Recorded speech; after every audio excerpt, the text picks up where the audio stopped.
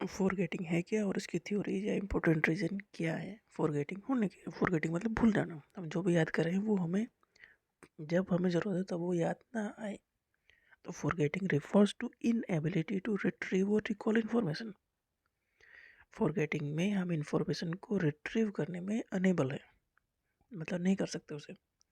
That was previously stored in a memory, जो हमने memory में तक पहुंचाया था, जो इन्फॉर्मेशन हमने मेमोरी तक पहुंचाई थी उसमें इन्फॉर्मेशन को हम रिट्रीव नहीं कर पा रहे हैं। तो ये प्रोसेस है forgetting. Forgetting is normal and natural aspect of human memory. मतलब ये नॉर्मल सी बात है, हर कोई भूल जाता है, हर चीज़ याद नहीं रहती और रहनी भी नहीं चाहिए। तो फॉरगेटिंग एक नॉर्मल और नेचुरल एस्पेक्ट है ह्यूमन मेमोरी का।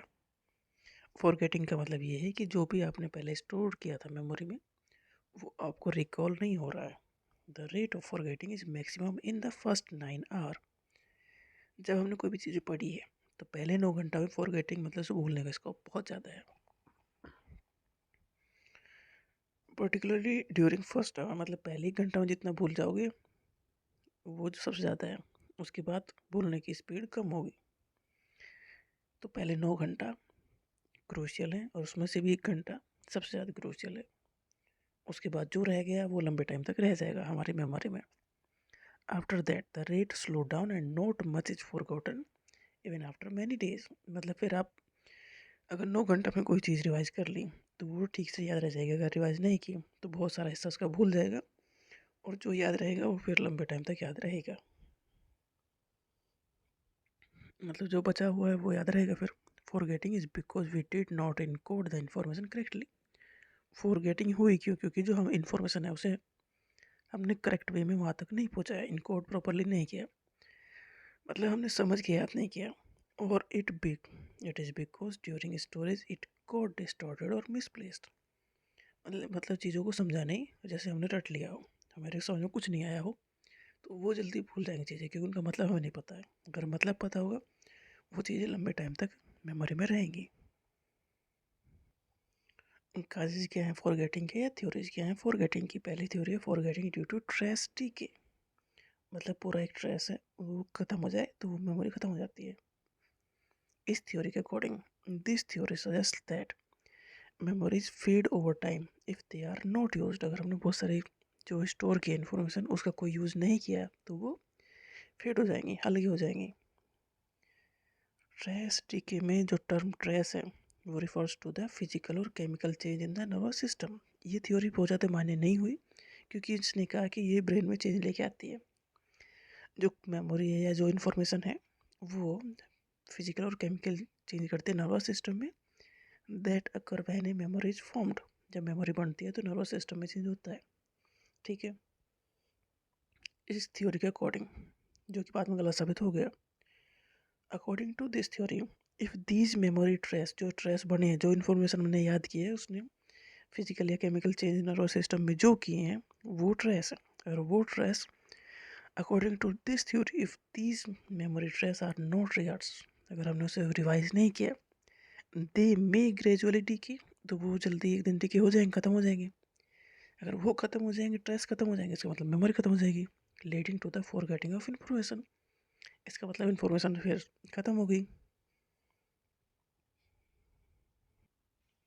This theory has been proved inadequate on several ground. देखो ये थ्योरी कह रही है कि कोई ना, जैसे फिजिकल और केमिकल चेंज होंगे, जो भी इन्फॉर्मेशन नर्वस सिस्टम में जाएगी और वो उन्हें कहेंगे ट्रेस। अगर वो हम उसे रिहर्स नहीं करेंगे, रिवाइज नहीं करेंगे तो वो ट्रेस एक दिन ख़त्म हो जाएंगे। तो ये सारे क्वेश्चन का आंसर देने के लिए थ्योरी प्रॉपर नहीं थी। This theory has been proved inadequate on several ground. जैसे कि if forgetting takes place because memory trace decay. मान लो अगर इसकी थ्योरी के अकॉर्डिंग मेमोरी लॉस हो रहा है क्योंकि जो ट्रेस है वो ख़त्म हो रहा है, डीके हो रहा है, या तो डिस यूज की वजह से, अगर हम उसे यूज़ नहीं करते तो वो ख़त्म हो रहा है। तो इसका मतलब ये है अगर लोग हम कुछ भी पढ़ के सोने जाते हैं तो वो ख़त्म हो जाना चाहिए, बट एक्चुअल में उससे ऐसा होता नहीं है। Then people who go to sleep after memorising should forget more compare to the those who remain awake. इस थ्योरी के अकॉर्डिंग अगर हम कुछ पढ़ के सोए हैं तो तो वो भूल जाना चाहिए, क्योंकि हमने तो उसका कुछ यूज़ किया ही नहीं। बट एक्चुअल में होता उसका उल्टा है, वो ज़्यादा याद रहता है। Because trace decay theory did not explain forgetting adequately, this theory ने फॉरगेटिंग को अच्छे से एक्सप्लेन नहीं किया, तो ये थ्योरी दूसरी थ्योरी ने रिप्लेस कर दी, मतलब फिर कुछ नया आएगा। तो ट्रेस डीके थ्योरी कहती है कि जो फिजिकल और केमिकल चेंज हुए हैं नर्वस सिस्टम में, वो ट्रेस है, अगर हम उसे यूज़ नहीं करेंगे तो वो ख़त्म हो जाएंगे, अगर वो ख़त्म हो गए तो मतलब हम भूल गए। पर ये थ्योरी प्रॉपर नहीं थी। तो फिर नेक्स्ट थ्योरी आई, फॉरगेटिंग ड्यू टू इंटरफेरेंस, मतलब इंटरफेयर की वजह से मेमोरी ख़त्म हो जाना। Forgetting is due to interference between various information, बहुत सारी इन्फॉर्मेशन है वो आपस में इंटरफेयर कर रही है। That the memory store content, memory में बहुत सारी इन्फॉर्मेशन, अगर वो एक दूसरे के साथ इंटरफेयर करेंगे तो हमें चीज़ें याद नहीं आएंगी, रिकॉल नहीं कर पाएंगे हम। This theory assume that learning and memorizing involve forming a association between items, and once acquired these association remain intact in the memory। हम जो भी चीज़ याद करते हैं ना वो अलग अलग हिस्सों में स्टोर नहीं होती, वो पिछले वाले जो मेमोरी है उससे लिंक बनाती है, तो एसोसिएशन होता है बीच में। तो एसोसिएशन जिस मेमोरी में हो गया, जिस इंफॉर्मेशन में हो गया, वो लंबे टाइम तक याद रहेगी। People keep acquiring numerous such association and each of these rest independently without any mutual conflict। तो ये एसोसिएशन बनते चले जाते हैं, तो ये दूसरे के साथ कन्फ्लिक्ट नहीं करते। कन्फ्लिक्ट करेंगे तो चीज़ें भूल जाएंगी, मतलब हम इंफॉर्मेशन भेजते रहते हैं तो वो पहले वाले इंफॉर्मेशन से लिंक बना के एसोसिएट होती रहती, जुड़ती रहती है, एक दूसरे के साथ इंटरफेयर नहीं करती। Interference comes about at a time of retrieval when these various sets of association compete with each other for retrieval। अब जो ये एसोसिएशन के सेट बने हम जब हम रिकॉल कर रहे हैं, ये compete कर रहे हैं एक दूसरे के साथ, मतलब हमें वो याद नहीं आ रहा जो हम याद करना चाह रहे हैं। There are at least two kind of interference that may result in forgetting, दो तरह के इंटरफेरेंस होते हैं।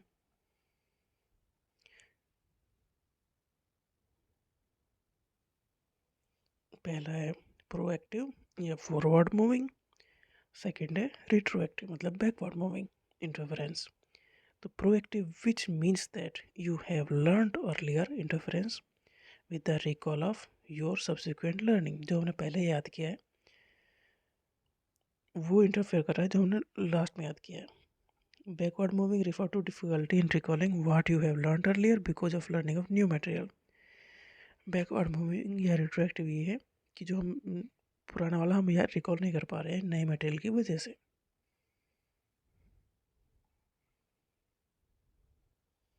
Forgetting due to retrieval failure, हम रिट्राइव नहीं कर पा रहे हैं, इसकी वजह से फॉरगेटिंग हो रही है। Because at the time of recall either the retrieval cues are absent or they are inappropriate, मतलब हम याद करने की कोशिश कर रहे हैं बट हमें क्यों नहीं मिल रहा है, कोई लिंक नहीं मिल रहा है जिससे हम उन चीज़ों को याद कर सके, रिकॉल कर सके जो हमारी मेमोरी में हमने रखा था।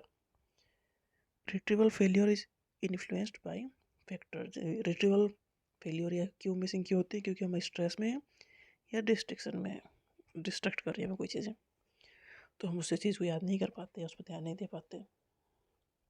रिट्रीवल क्यूज और ads which help us in recovering information stored in the memory। Retrieval जो क्यों है वो हमें हेल्प करते हैं जो मेमोरी हम जो इन्फॉर्मेशन हमने स्टोर की है उसे याद करने में। इन्हांसिंग रिट्रीवल क्यूज और employing memory technique may help you improve recall, मतलब हम इस चीज़ में रिकॉल नहीं कर पा रहे हैं या रिकॉल करने के जो क्यू हैं जो लिंक है हमें वो याद नहीं आ रहे हैं, या तो हमें स्ट्रेस है या कोई चीज़ हमें डिस्ट्रैक्ट कर रही है कि हम उन चीज़ों को याद नहीं कर पा रहे हैं।